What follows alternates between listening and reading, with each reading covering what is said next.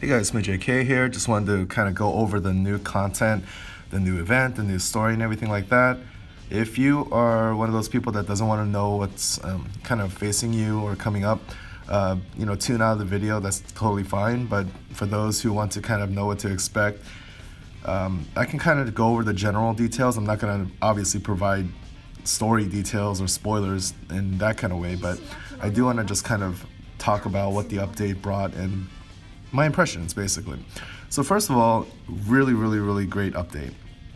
Lots of new content, and one of the coolest features was actually that they implemented the double speed. It stays on now. Like, you don't have to toggle it on every single time you go to a new fight. It stays on if you've had it on in the previous fight. So that's already a great quality of life improvement. And more than that, it actually helps out in the key dungeons as well, where you're time limited. Even taking that 1 or 2 seconds to tap it on every single time can add up over 30 minutes, and you can actually probably get a whole nother run in with it already being on. So that's a great improvement. I'll go to the event.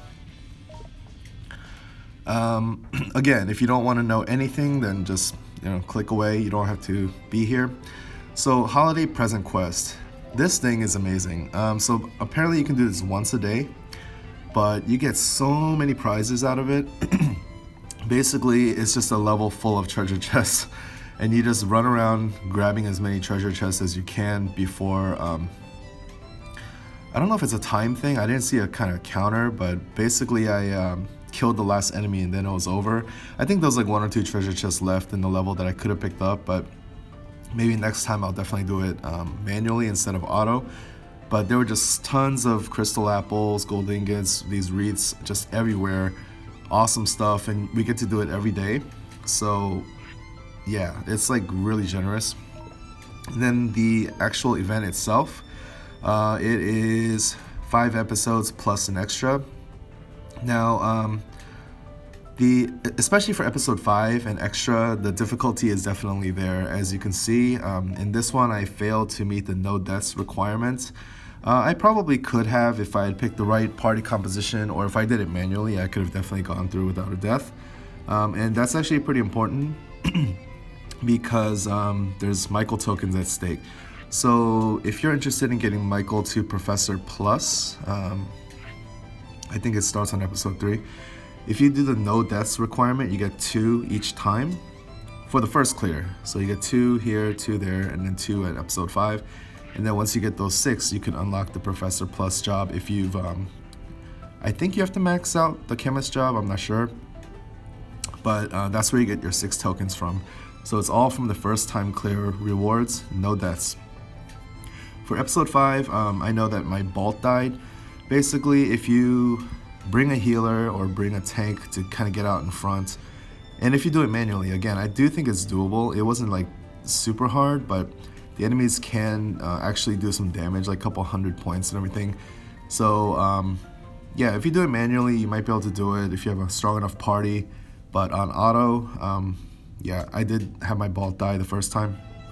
And then with this extra level, this one was tough. So as you can see, it's clear without continues. I actually did do an HM continue because I just wanted to clear it the first time. So you are allowed to die in this one, but you're not allowed to continue. So in this one, I think this loot all goes toward the Professor Plus job. When you click on it, it's called like Archmage such and such for the different materials. So I assume it's for the Professor Plus, but I'm not 100% sure if it's all for the Professor Plus. And then you also get the wreaths as well. But for this one, you definitely need to do it manually, at least for now, until people figure out the strategy. My impressions of it are that you do need to have a professor who can stop or cure the stone or petrify effect, because there's like numerous enemies that will throw snowballs at you and it'll petrify your team. So definitely status ailments are again gonna play a big part, and it makes sense because this event focuses on Michael and his professor job. So it wouldn't be a problem if there was just like one enemy you had to like really be concerned about and take them out really quick. But there's like multiple enemies that could throw snowballs at you, and it only costs them like, I think it was 8 jewels so they'll be throwing it pretty frequently. You're bound to get somebody petrified at some point. So yeah, just keep an eye out for that. And this is actually the level that that is available on multiplayer as well, so that's pretty cool. Anyway, that's it for the event. With regard to the story, I did clear the story, and the reason I kind of rushed through it, well, I used my, video AP and all that stuff, and I was trying to get through it because I was actually trying to limit break my Edgar so that I could get his second better job. And once he gets his drifter job, I do think he will be viable in that extra winter event because of his lightning damage, and the enemies are largely or exclusively water based, so that extra thunder damage is going to really do well for him.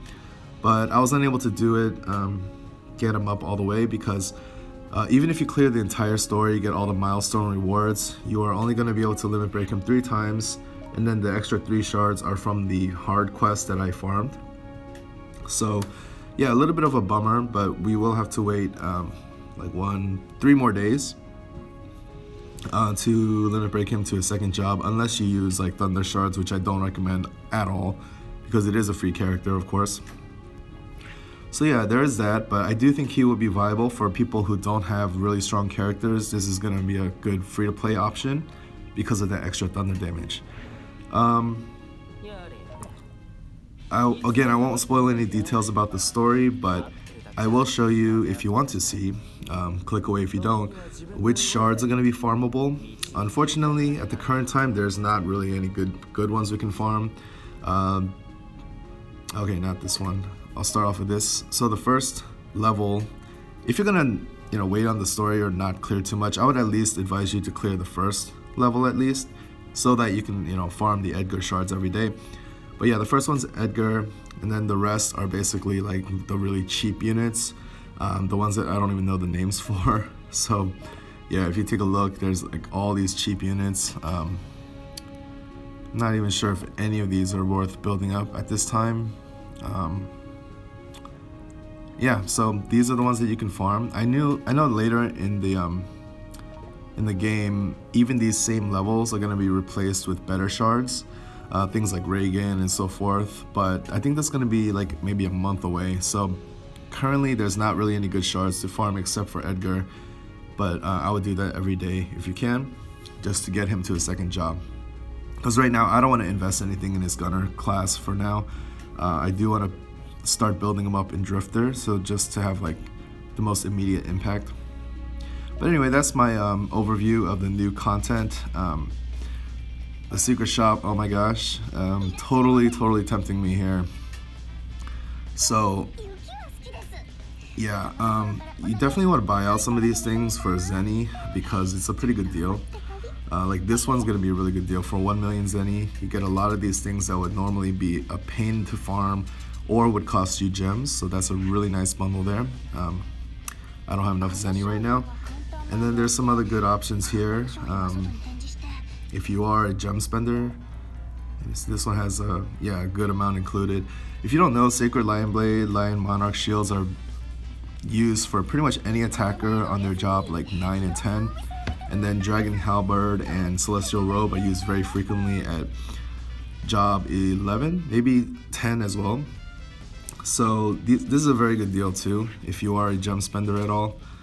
But oh my gosh, I really want these winter sets, especially the Rosa winter set, because I have her, and also because in the event level, they actually have her in the level as an enemy, wearing this winter skin with a sickle.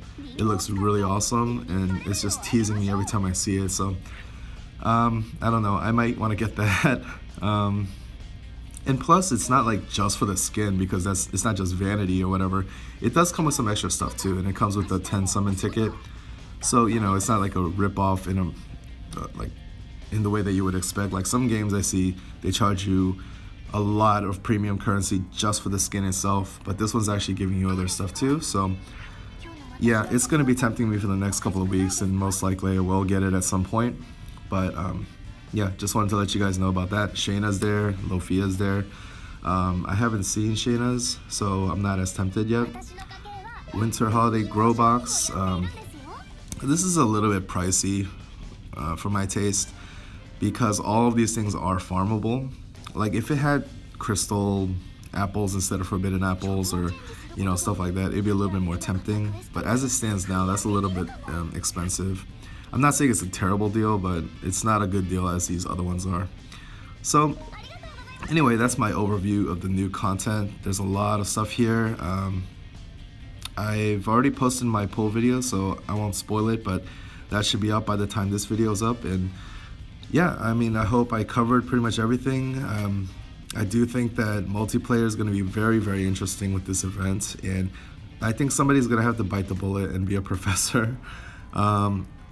Again, things always seem really, really hard on the first day, and then a few days in, people start figuring it out. But it does seem like professors are pretty useful.